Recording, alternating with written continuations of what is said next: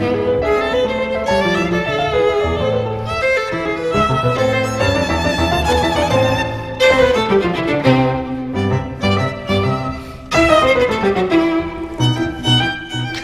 to Chautauqua People.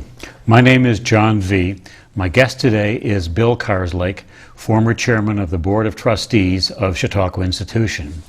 Bill is a native of Kenilworth, Illinois, went to New Trier High School and Rollins College in Winter Park, Florida.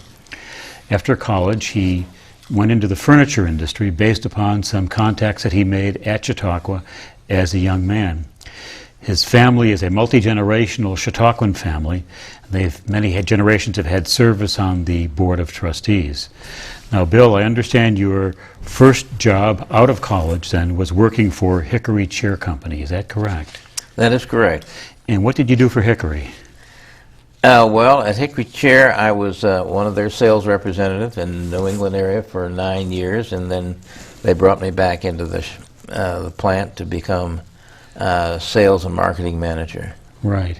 And what were your skills in sales and marketing that they wanted you back to the headquarters? Well, I think I had a successful run as a salesperson in New England, and was able to be able to point to that as an indication that I can sell. Right. And that's important, and it's a skill that not everybody has, but I was able to benefit from that.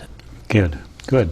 Now, eventually you moved on, and as I understand, you founded your own company. Is that correct? That is correct. We had a partner, and we made the plunge to start Southwood Reproductions, as it was called at the beginning. Right. And we specialized in 18th and 19th century antique reproductions of upholstery. Not wood, but just mainly upholstered furniture. Upholstered furniture. Right. And they say case goods are all wood, but yours was upholstered. Right. So it would have been, what sorts of pieces then? Well, we had wing chairs, occasional chairs, sofas, settees, and those kinds of things. And that's how we started out. And it was at a time when there was a need for that, and very few companies were specializing in it. One of the unique features of 18th century furniture is that it comes in at the high end, right, and not at the low end. And so the challenge was to make these pieces as close to the original antiques as we could make them, and that's where visiting all these antique shops or museums, really paid off, because we got to see how the original craftsmen did their work. Right. What museums did you visit? We visited the primary one was Winterthur Museum in Wilmington, Delaware, which is the mother of all museums for upholstery. Right. There were other museums as well. Detroit has a wonderful museum, and Philadelphia has a wonderful museum, and we find museums in Portsmouth, New Hampshire, as well as New York, and so on. But going to the museums really helped us focus in on the details and began to appreciate why it was the high end of the market that this kind of furniture would appeal to, and not the low end of the market. Right. Now, did they ever let you take any of this furniture? Well, normally that's not what's done, but we had a very special relationship with Historic New England, a museum in the Boston area, and we were dealing with volunteers in the museum, and they didn't realize that the furniture should never leave the property. Right. But when we asked for 7 antiques to take back to Hickory to reproduce and show it to our folks back there, there was no hesitation. They even went to make sure that these were authentic. They stripped them of the fabric, and which was exactly what we wanted them to do. We didn't know they were going to do it, and we saw these frames without any upholstery or any filling material on them at all, and that really helped us understand how these pieces were put together. Right. So what did you look at then? Well, we looked at the exposed parts mainly. Mm-hmm. We had a standards of how we upholster a piece, and we applied those standards to these antiques, and they were good. Most upholstery manufacturers that got into antique reproductions made them too fat or too this or too that. But by the time, because we spent so much time inside museums, we got a real feel for how they should be upholstered, and that really helped us out a lot. So that ensured your products were authentic. Yes. Well, we had authenticity because we had the approval of museums as their authorized reproduction of antiques. Right, authorized. I didn't realize that. Yeah. Now, I understand you had a connection with a local furniture manufacturer who didn't make the sort of thing you were doing, but was known for case goods, such as secretaries, Mr. Maddox. Well, Fred Maddox was a very well-known artisan in the furniture industry in the Jamestown area, as well as in Grand Rapids. And he started a company in Jamestown, and you can still see remnants of the Maddox company, and he was one that started that.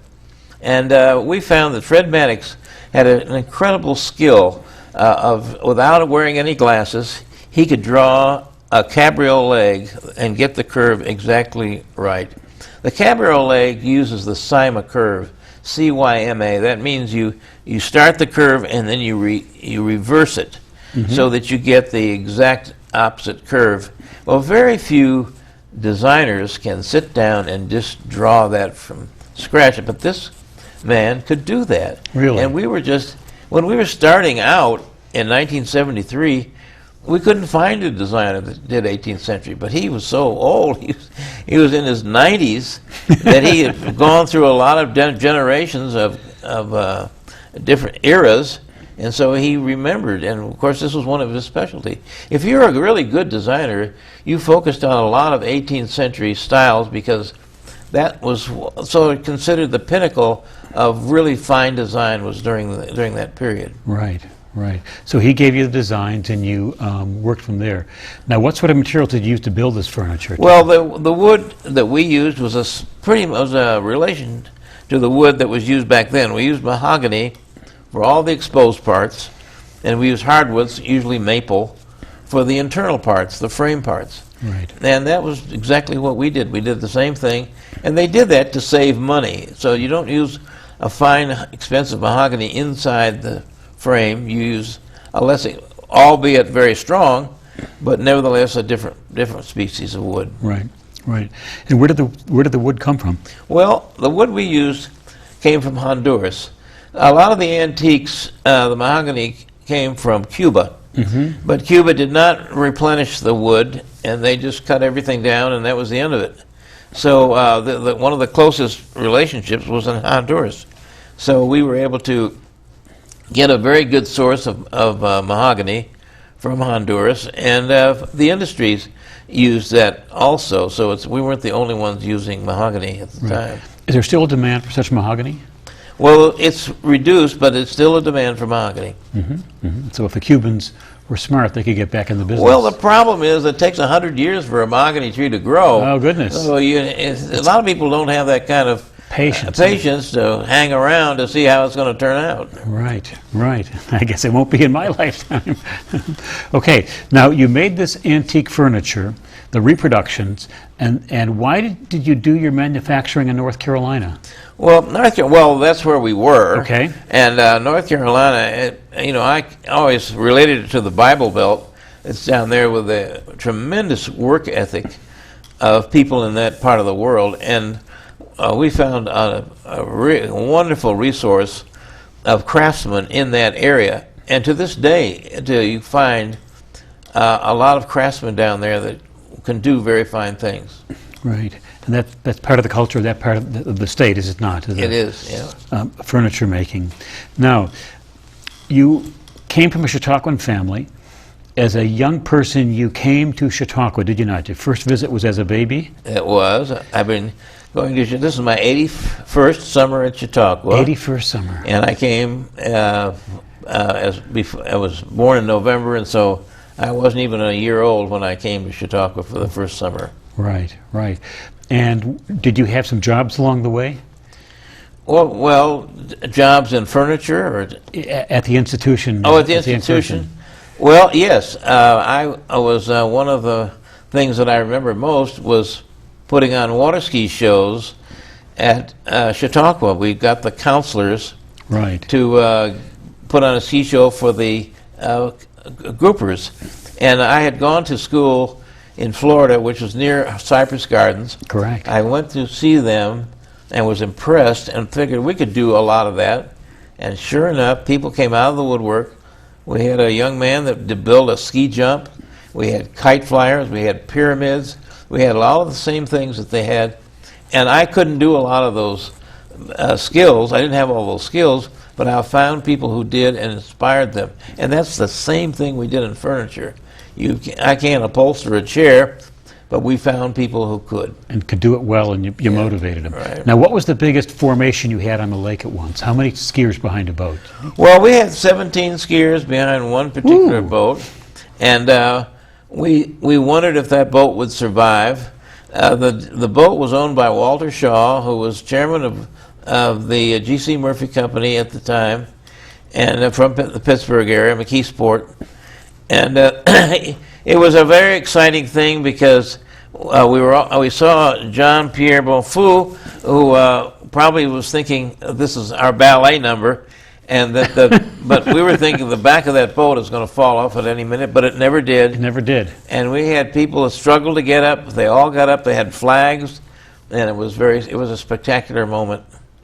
You must have had lots of fun with that. Well, we did. We had fun practicing. We would get up early in the morning and come to my house, and my mother and family would make scrambled eggs for the whole crowd, and we just have a good old time. Great, great. Now, when the show was going on, were you the Commodore of the show, or what was? Well, I was a coordinator. Okay. That was an amazing moment in my life, is that I realized that I could organize activities, and so it was very helpful for me in my development as a leader, as a manager, to have that. I look back on this very day to realize that something like a water ski show takes a lot of organizing, and that skill carried me through my business career. Isn't that fantastic? So you were probably college age when you were doing this? I was college age. And then went along with it. Now tell me how you came on to the Chautauqua Institution board. Well, the board was a very exciting thing, and I didn't get on because my father was on or my grandfather was on. I was finally because I was an active. My life was always everybody's on the board. Everybody's a trustee. Everybody's looking out for Chautauqua. Everybody, if you love Chautauqua, you want to do whatever you can. Right. So I helped raise money on the Chautauqua Fund and other things like that, and somebody asked me to be on the board. And so I accepted, and that's what happened. Okay. And what were your major accomplishments on the board? Well, I think if people look back and ask if you ask somebody that knew me back then, they would probably say the waterfront was a major accomplishment because we had boats that were pulled up along the shoreline, discarded boat parts, dock parts, anchors, and we cleaned all of that up. And that, that sounds like a small thing, but it got to be a big thing. Right. And we were very happy to get that done. Right. And so it was beautification in addition to make it more functional, and we would look at it now more environmentally correct, would we not? Mm-hmm. Okay. Now, you eventually became chairman of the board, did you not? I did. And what skills were they looking for when they brought you on? Well, I asked the man that invited me on the board, and this is almost embarrassing. I said, "Why me? Why did you select me to be on the board?" And he said, "Well, when the chairman was, and while you were vice chairman, and the chairman was away for a meeting, we realized that you had a skill that we needed, and that is how to run a meeting." Right. Not all the members on the board, they felt, knew how to run a meeting. Right. So my advice to other people that want to excel on a board, learn how to run a meeting, and it'll help you later on in life. Right. Now, are there some other accomplishments that were significant during your watch? Well, I look back, and I think the acquisition of the Turner building was huge because it was a time when we were running out of classroom space, and of course that's what it was. But along came with it was a swimming pool that is used extensively and a fitness center, and it's just turned out to be a wonderful thing for Chautauqua. So we were very happy to get that done. And there were other things that we did it also. And what were some consequences with respect to the housing situation with that acquisition? Well, we were able to develop land. One of the things that came with that acquisition was land. Right. And we could actually develop that land, which became an income source.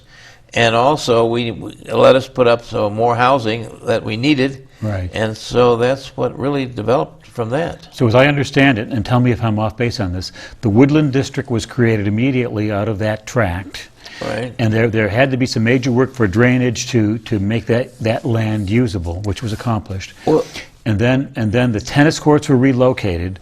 Was everybody happy about that? well, no, the tennis players were not all happy because now we don't like change at Chautauqua. Okay. And so that to move it, that wasn't that far away, but it was just enough that it irritated people who were used to having it by the main gate. Right. But there were those that felt like the main gate should have flowers and things that are more decorative greeting you rather than tennis courts.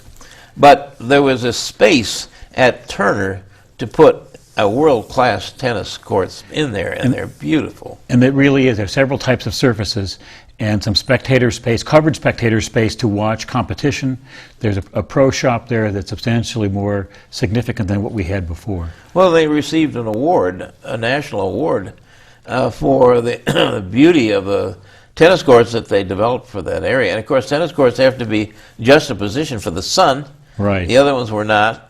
And but this has bathrooms right there, and it's just a tennis shop, and it was just it's right just a position with Turner, so it's inside the grounds, and that was interesting. There are two little areas that are in there that I like to look at. It's unique. One is the dog park, and second, there's a wonderful climbing facility, gym, ropes project, whatever you wish to call it. And 10-year-old little boys just love that thing to climb around in. I think you clearly did a great favor to bring that along. The second housing project, tell us about that. What was available once the tennis courts were relocated? Well, they have some several areas up there where there were original plans that were never pursued for part of that, which is where the tennis courts were. Right.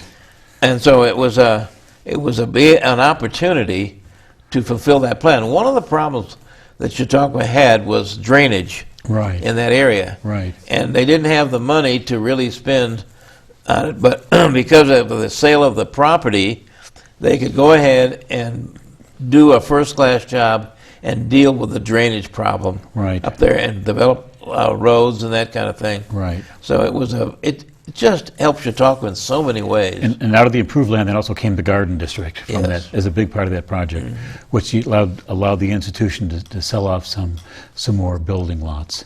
Right. Now, one of the issues that is a perennial source of discussion at Chautauqua is opera. I wonder if you could sort of give us a long-term view of that from your decades as a Chautauquan, and then let's talk about some current issues. Well, as a child, my mother, I have two brothers and two sisters, and she insisted that all of us go to all the plays and all the operas. We could go as ushers, and we did. We made a whopping 50 cents a night or something like that, and that was okay, but it was taking too much of our time. It was a time where there wasn't much of that activity in the amphitheater like we have today. Right. So the opera was very popular then, and so were the plays, where the Cleveland Playhouse came and did their annual repertoire in an 8-week season. But we really found that we didn't like all that time as children, so we told our parents we'd like to be released from the obligation of going to the operas and the plays, and they came back and said, "Well, pick one. Either go to the plays or go to the operas." And we picked opera. You picked opera. We picked opera, and it's a wonder, why would we do that? And I think it's because we couldn't understand the words, whether it would be a play or an opera, we couldn't understand the words. But the pageantry of opera, the dramatics of opera, the murder, the incest, all of the terrible things that happen in life were in the opera, and that was very educational as young and exciting. So we loved the time that we spent with the opera, and that's kind of... But the problem is, with opera, everywhere in the country or the world, it is the single most expensive art form of all the art forms. And it was very difficult to keep it going. there was an effort to build a stage, a separate auditorium just for opera, and but they put it in the centerpiece of a campaign, and presented it to the major donors who didn't feel like they could support it. So it pulled it out of the campaign, and just trying to deal with it. Now they're using it in the amphitheater, which has turned out to be a wonderful thing, because I have grandchildren who can now go to the opera, where before they were not comfortable to go to the opera and leave at the intermission. Now we have, where we used to have hundreds going to the opera, we now have thousands going to hearing opera. So it's not ideal, but we're hoping that the new renovation of the amphitheater will result in a better facility for opera. Right. So opera then has had a boost from making that transition from the Opera House, Norton Hall, to the AMP, despite the fact there were lots of very genuine criticisms, were there not, before that move came along? Well, anything you do at Chautauqua generates criticism. Right. But at the end of the day, it is the financial support that makes things happen. And we're very blessed at Chautauqua to have great financial support from the people who come here. But at that point, there wasn't enough to keep opera going as it had been in the past. What role does philanthropy play at Chautauqua? Well, it's major. It's what keeps the place going. And I was on the Chautauqua Fund for 40 years or so, and I love that, because you got to know what was going on and behind the scenes. They always gave you little tidbits of information to kind of see how this place functions. Right, right. And it's my understanding then that the decision is that capital projects, such as new construction, that is formed with philanthropy, paid for by philanthropy, and therefore they're not going out and selling bonds or taking loans to pay for those things. And that keeps the institution on a much stronger financial basis, although clearly major projects are spread out over time. As the need is recognized, design is completed, fundraising occurs, and then only then is construction be initiated. Yeah, right. Right. Now tell me what's the current generation doing with respect to Chautauqua and the Karslake family? Well, I don't know.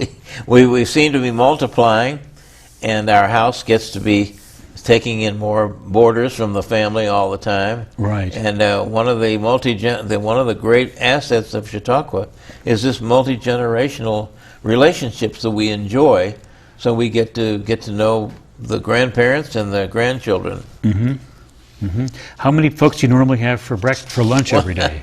Well, it's hard to say, because it's sort of a zoo in there, but the only sit-down meal we have is at night, and that's what we can count, and we get up to 22 or 3 in an evening meal sometimes during major peaks. Right. Normally we only have around 12 or 14, but... only 12 or 14 for dinner every night. Well, that's a part of the atmosphere, and even in the kitchen where you're on your own, right. Breakfast you're on your own, you're just going to make your own, you got people all over the place, and that's just part of it. That's what we grew up with, and we love that. Now, the people that marry into the family right. find that strange, but if you grew up in that environment, you feel good about it. Does your family apply the Chautauqua test?